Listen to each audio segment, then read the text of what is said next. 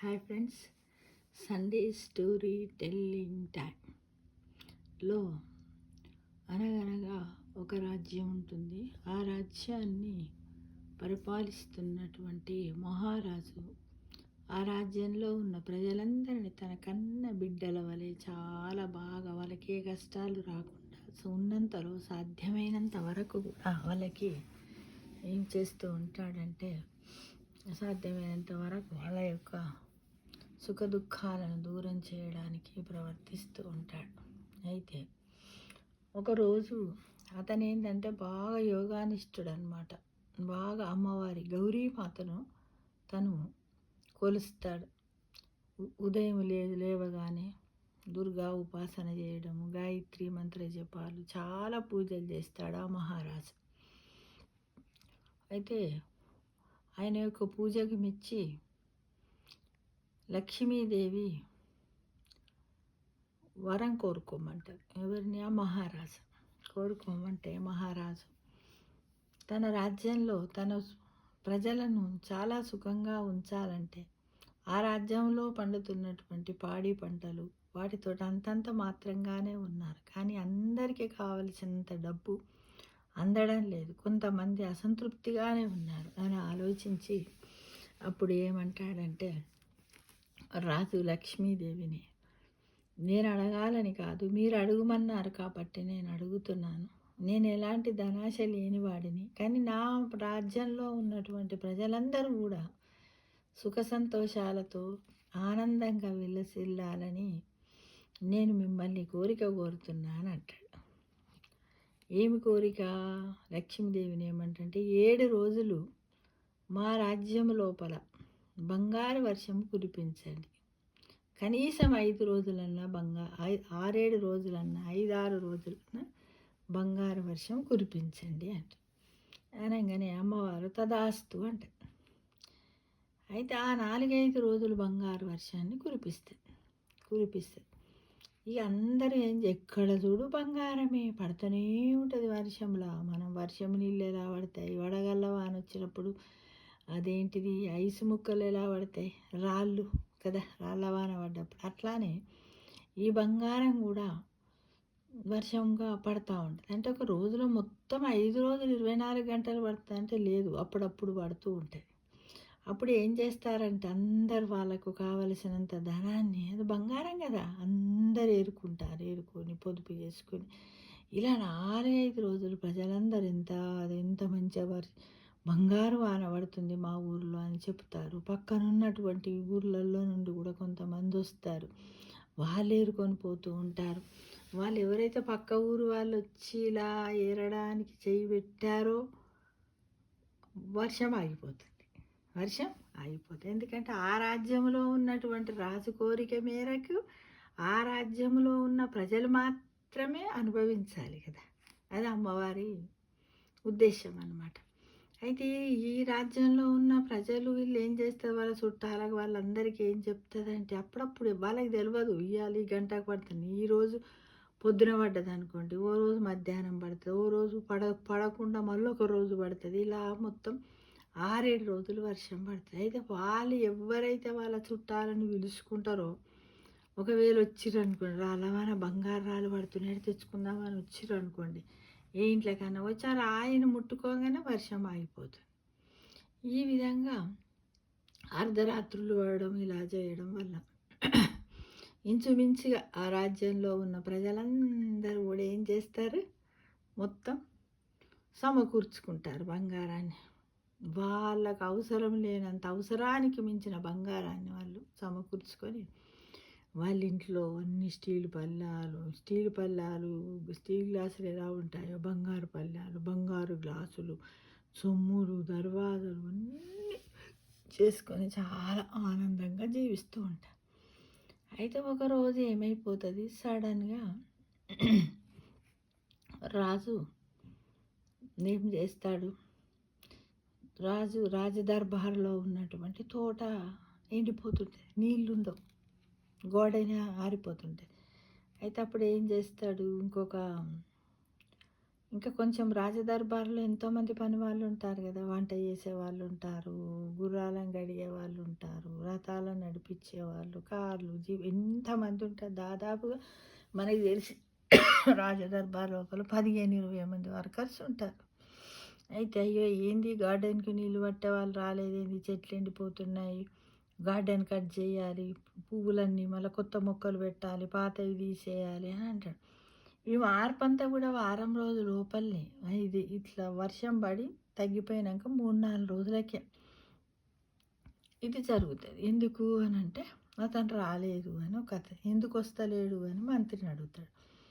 అంటే వాళ్ళు పని చేయరట. పని ఎందుకు చేయరు అని అంటే వాళ్ళకి కావలసినంత బంగారం ఉందట, వాళ్ళు ఏం పని చేయరట. అంటే వాళ్ళకి అవసరానికి మించినటువంటి డబ్బు ఉంది కాబట్టి ఇక చేయాల్సిన పని లేదు అని వాళ్ళు ఆ రోజు అట్లా రాకపోతే రాజు ఏం చేస్తాడు పాపం, ఆ చెట్లకి నీళ్ళు పడతాడు. ఆ చెట్ల మొక్కలన్నిటిని కట్ చేస్తాడు, అన్నీ చేస్తాడు రాజు. చేసిన తర్వాత ఒక రోజు ఏమైపోతుంది, నీళ్ళు రావు ఇంట్లోకి. కనీసం తన స్నానానికి కూడా నీళ్ళు ఉండవు రాజుకు.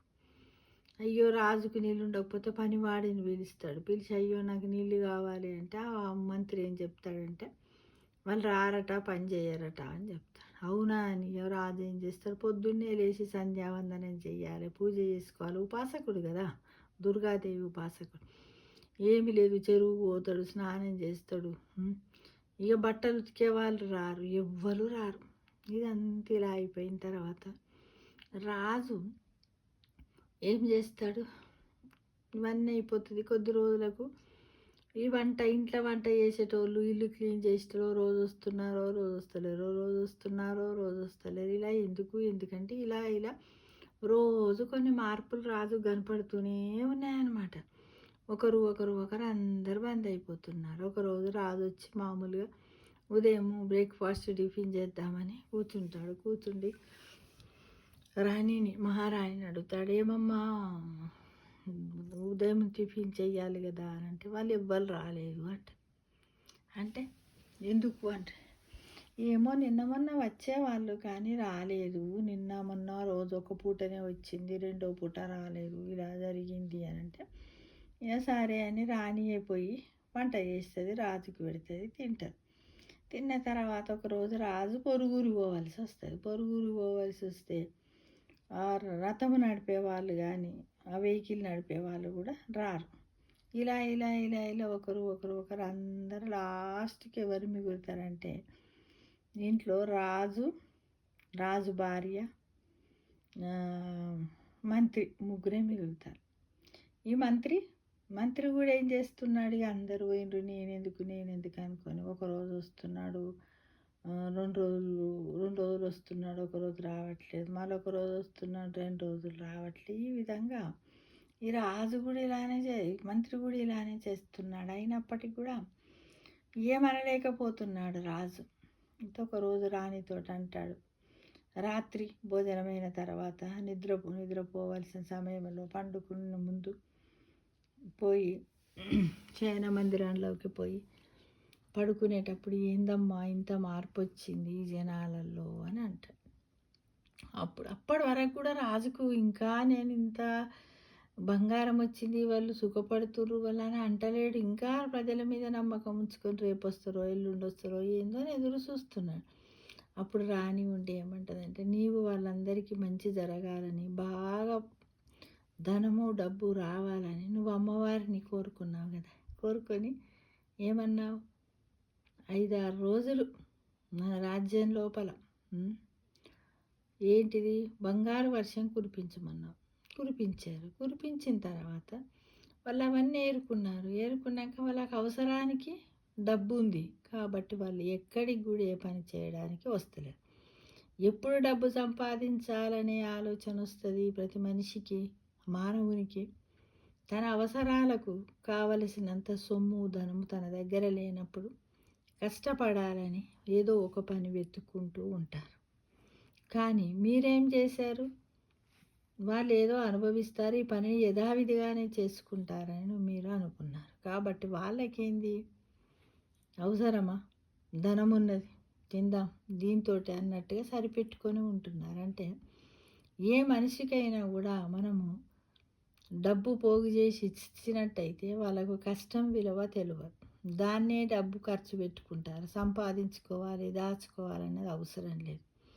ఇది కూడా మానవ జీవితానికి అనుగుణంగానే ఉంది. ఎలా అంటే చూడండి, మనం కంపేర్ చేసుకున్నట్టయితే ఏ డబ్బు లేని వాళ్ళు, గుడిసెలో ఉన్నవాళ్ళు రోజు పనిచేసి ఎక్కడ కూలి దొరుకుతుందా అని చూసుకొని 300 రూపాయల కూలి ఒక్కరోజు పోతే బాధపడతారు. రేపు ఎట్లా బతుకుతాము, మళ్ళీ జ్వరం వస్తే ఎట్లా అని ఆలోచిస్తారు. కానీ 3 కోట్ల ధనం ఉన్న వాళ్ళు మాత్రము ఒక్కరోజు కూడా ఆలోచించరు. ఎందుకు? మరి ఈ 3 కోట్లు అయిపోయాక మనం ఎలా బతుకుదాము అని మానవుడు ఆలోచించాడు. ఎందుకంటే వాటిని ఖర్చు పెట్టుకుంటాడు, ఎంజాయ్ చేసుకుంటాడు. దోస్తులు కూడా ఉండే, ఏమిరా నీకు మంచిగా మీ తాత సంపాదించి పెట్టిండు కదరా, మంచిగా తింటున్నావు, తావునరా, తింటున్నా, మా ముసలోడు మస్తు సంపాదించిండ్రా అంటే అక్కడ సంపాదించి పెట్టినటువంటి ఫోర్ ఫాదర్స్ అంటే తాతలకు కానీ తల్లిదండ్రులకు కానీ ఎవ్వరికి కూడా పిల్లలు ఏంటిది గౌరవ మర్యాదలు ఇచ్చి మాట్లాడారు. అంటే డబ్బు సంపాదించినోడు అంత పిచ్చోడా, వాడు పిసినారోడరా, అందుకోసమే ఇప్పుడు ఆ అంతా ఇప్పుడు ఖర్చు పెడుతున్నాంరా మేము, తినండి తాగండి అనుకుంటూ. ఇప్పుడు సొసైటీ సిచ్యువేషన్లో కూడా చాలామంది ఏం చేస్తున్నారు, వెనకట ఎవరో చెట్లు పెట్టారు, ఆ చెట్ల పండు వాళ్ళు దీంట్లో మనం తింటున్నాం. కానీ వాటిని అమ్మేసి, చెట్లను నరికి అమ్మేసి ఆ డబ్బుతో కూడా ఖర్చు పెట్టుకొని ఆనందంగా. అలానే భూములు 1 ఎకరం అమ్మితే 30 లక్షలు 50 లక్షలు వస్తాయి. ఆ ఎకరం అమ్మేస్తున్నారు, ఇల్లు కట్టుకుంటున్నారు. సుధురారా నేను ఎంత మంచి ఇల్లు కట్టినో అంటున్నారు. కానీ ఆ ఇల్లు కట్టిన దాంట్లో వాళ్ళ యొక్క కష్టార్జితం ఒక 5,000 10,000 కూడా ఉండని వాళ్ళు ఉన్నారు మిత్రమా. అంటే మనిషికి ఎప్పుడు కానీ కావలసినంత డబ్బే ఉండాలి. కానీ అనవసరంగా ఎక్కువ డబ్బు ఉన్నట్టయితే మనసులను సోమరిపోతులను చేస్తుంది. కాబట్టి ప్రతి మనిషికి కూడా ఆశ, ధనాశ చాలా గొప్పది. కాబట్టి ఆశను కొంతవరకు తగ్గించుకోవాలి. చూడండి, ఈ కథ ద్వారా మనం అందరం రాజు ఏమనుకున్నాడు ఎంతసేపు, నేను ఎంత చేసినా నేను వీళ్ళకు తృప్తిపరచలేకపోతున్నా రాజ్యంలో ఉన్న ప్రజలను. కాబట్టి అమ్మవారు నా పూజకు, నా భక్తికి మెచ్చేలా ప్రత్యక్షమైతే నేను ఇలా అడిగితే లాస్ట్కు రాజుకే పని చేయకుండా ఒకరు మానేసుకున్నారంటే చూడండి, రాజుకి అంటే అన్నం పెట్టిన వాడి చేతులు నరికేయడం అని అంటారు కదా. కన్న తల్లిని కూడా ఇలానే ఇప్పుడు సొసైటీలో చాలామంది పక్కన పెట్టేస్తున్నారు. అంటే పాలిచ్చిన తల్లినే పక్కకు పెడుతున్నారు, అన్నం పెట్టిన చేతులనే నరికేస్తున్నారు అనడానికి ఈ కథ మంచి నిదర్శనమే కదా మిత్రమా. ఇది కూడా నేను కొన్ని పురాణాలు విన్నాను, అందులో నుండి కొంత సేకరించి నా సొంత మాటల్లో నేను మీ ముందుంచాను. ఈ కథకి ఏం పేరు పెడితే బాగుంటుందో మీరే సూచించండి మిత్రమా. నేనేమనుకుంటున్నానంటే ఎలా అంటే ప్రతి మనిషి కూడా అంటే కష్టపడ్డవాడే ఖర్చు పెట్టాలి, కష్టపడి పనిచేసేవాడే అన్నము తినాలి. ఇలా అంటే కష్టపడి ఏదైనా మనం సాధించుకోవాలి, కానీ ఇలా సోమరులుగా మారకూడదు. అంటే దీని పేరేంది, ఈ కథకి ఏ పేరు పెడితే బాగుంటుందో మీరే ఆలోచించండి కదా. రాజు ఏం చేశాడు, రాజుకి ఏమైపోయింది, చక్కటి జ్ఞానోదయం కలిగింది, అంతే కదా. ఒకరు అందరూ పోయారు, లాస్ట్కు తనకు తానే. ప్రతి మనిషి కూడా ఏ పనిపైన ఇతరులపైన కూడా ఆధారపడకుండా తనకు తాను ఏ టైంలోనైనా చేసుకోవడానికి రెడీగా ఉండాలని ఈ కథ ద్వారా మనము తెలుసుకున్నాం మిత్రమా. సర్వే జన సుఖినో భవంతు.